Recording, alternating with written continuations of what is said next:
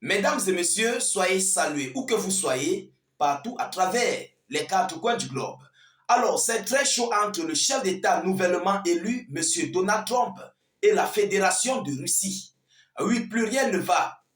La Russie n'est pas prête à céder aux caprices de M. Donald Trump, chef d'État nouvellement élu. Alors, les Russes sont fermes sur leur décision. Les Russes ont décidé de rejeter mais complètement les gels du conflit, de ce conflit russo-ukrainien. Chers dames, chers messieurs, la situation est tellement tendue et elle est tellement difficile à gérer.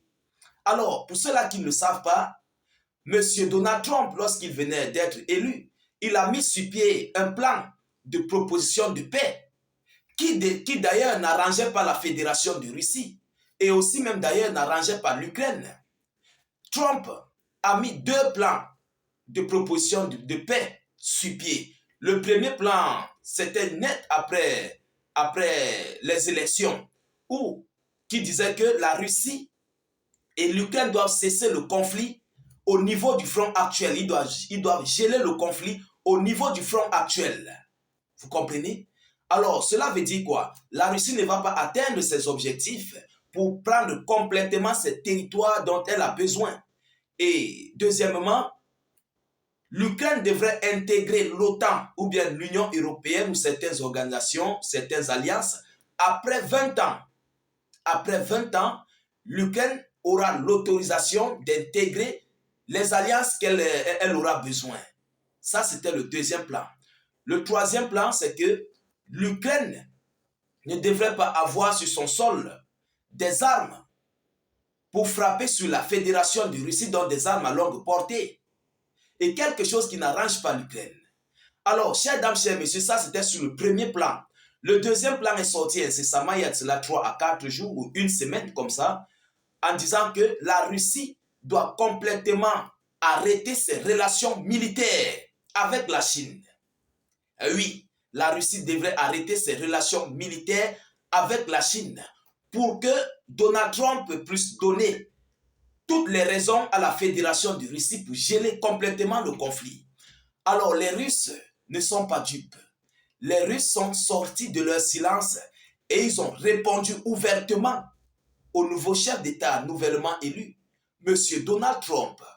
L'affaire est tellement gravissime, l'affaire est tellement chaude parce qu'on se pose des questions. Est-ce que M. Donald Trump, voyant cette situation, est-ce qu'il va prendre le parti de Volodymyr Zelensky et de continuer ce conflit? Voilà où les gens se posent des questions parce que les Russes sont décidés. Et j'ai toujours dit, lorsque vous voyez la Russie prendre certaines décisions, ils savent sur quoi ils comptent. Alors, qui nous a relayé cette information? Permettez-moi de vous donner l'annonce. C'est M. Naryshkin, qui a répondu à cette information au niveau pour le gel de conflit en Ukraine. Alors, qu'est-ce qu'il a dit?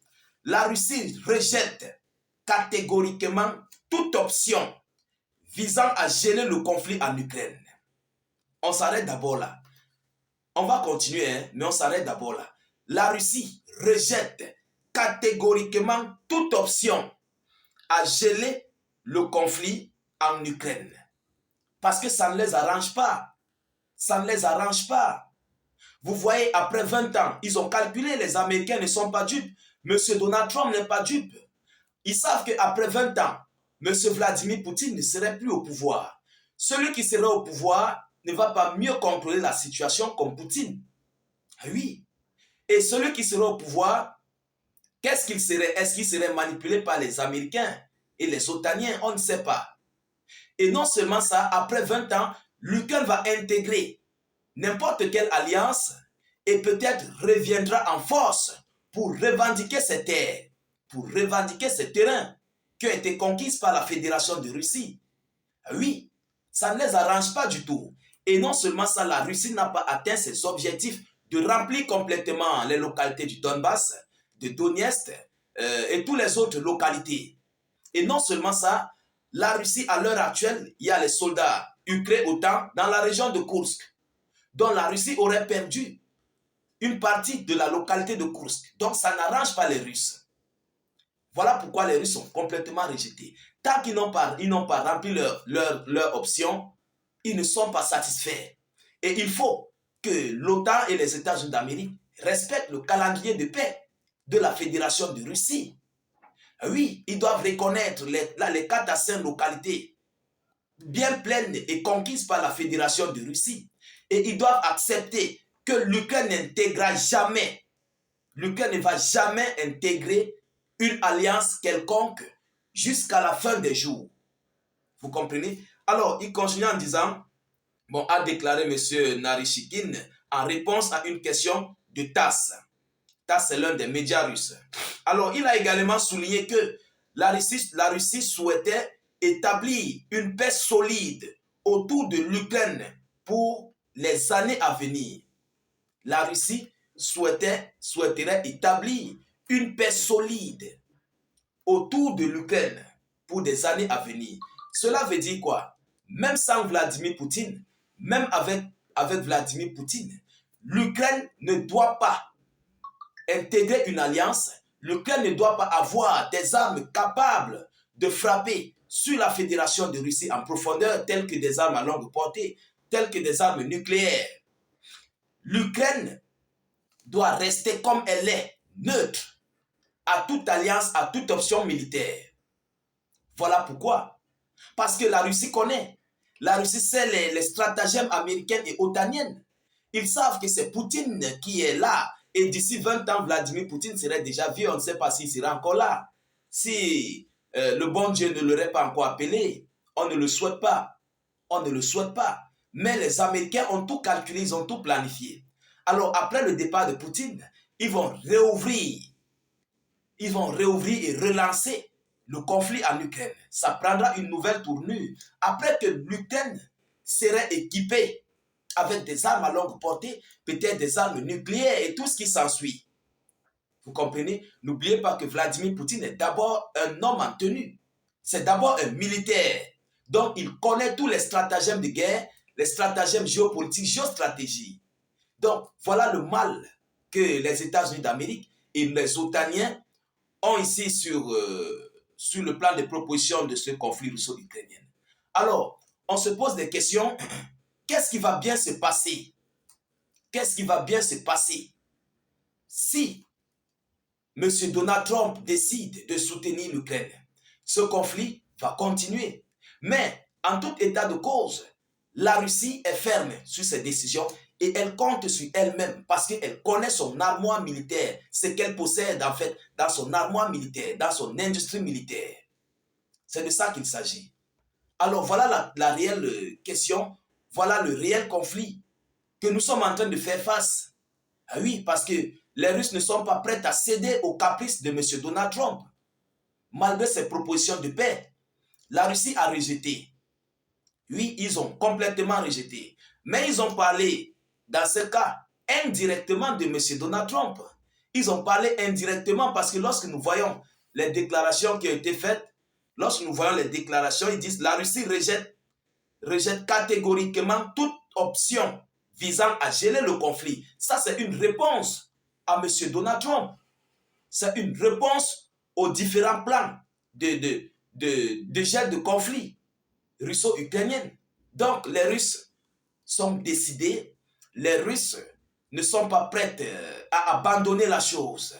Et ils sont prêts à en découdre, mais complètement avec les soldats ukrainiens OTAN dans ce conflit russo-ukrainien. Alors, chers dames, chers messieurs, en tout état de cause, nous continuons de suivre cette affaire le plus près que possible. Et tout le monde attend l'arrivée de M. Donald Trump. Quelles seront ses positions? Qu'est-ce qui va réellement se passer? Et qu'est-ce que M. Trump va envisager de faire? Alors, restez câblés, scotchés, connectés. Abonnez-vous massivement à notre chaîne YouTube, Facebook. S'il vous plaît, mettez suffisamment de j'aime et beaucoup de cœur dans cette vidéo pour la sécuriser et pour m'encourager aussi. Vous voyez, on n'a pas de salaire. Donc, j'ai besoin de vos encouragements. Et merci d'ailleurs pour tous ceux-là qui ne cessent de donner leur j'aime, leur like et tout ce qui s'ensuit. Ça nous soulage dans les interactions de nos différentes publications. Ceux qui ne savent pas comment nous rejoindre sur notre chaîne YouTube, allez sur notre page Facebook. Vous allez voir sur nos différentes vidéoconférences. Regardez en commentaire. Le tout premier commentaire, vous allez voir un lien bleu. C'est le seul lien et unique de nos différentes publications. Vous cliquez sur le lien bleu, ça va vous conduire automatiquement à notre chaîne YouTube. Arrivez là-bas, rassurez-vous d'activer sur... rassurez-vous de cliquer sur s'abonner. Et puis vous allez voir une sonnette qui apparaîtra. Vous cliquez sur la sonnette. Là, vous serez notifié en temps réel et à la seconde. Vous comprenez, c'est très important. Alors, n'hésitez pas, s'il vous plaît, de mettre suffisamment de commentaires. Même si vous n'avez rien à écrire, mettez salut état d'urgence en commentaire ou encore vous faites des cœurs en commentaire ou des étoiles. Voilà. Ou vous mettez notre slogan qui est vive la paix dans le monde. Je vous reviens tout à l'heure pour une prochaine série d'actualités. Soyez encore salués une fois de plus. Ciao, ciao.